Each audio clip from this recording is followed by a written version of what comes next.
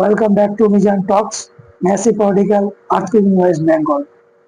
A major controversy has erupted in Murshidabad that has left দল the entire জিতেছে state ভালো political কথা, circle in কিন্তু an মুর্শিদাবাদে absolute chaos. আস্ফালনটা একটু কম করতে Outspoken বলেন। MLA Humayun Kabir আমি has যেদিন just ময়দানে thrown down a মুসলমানদের নিয়ে direct নেমে যাব না, challenge.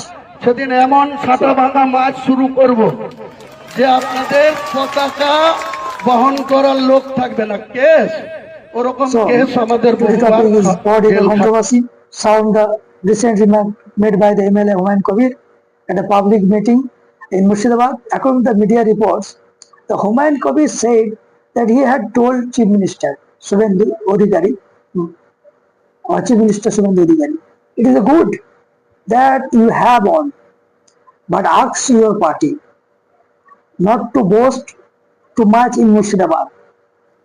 ভালো কথা, So, was this কিন্তু video? মুর্শিদাবাদে আস্ফালনটা একটু কম করতে বলেন।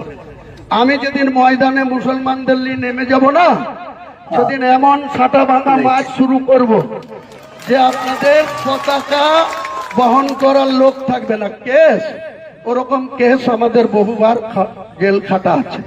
ক হাজার লোককে আপনি বহরমপুর সেন্ট্রাল জেলের যে আয়তন, তাতে 4700-এর বেশি 4800 লোক ধরে না।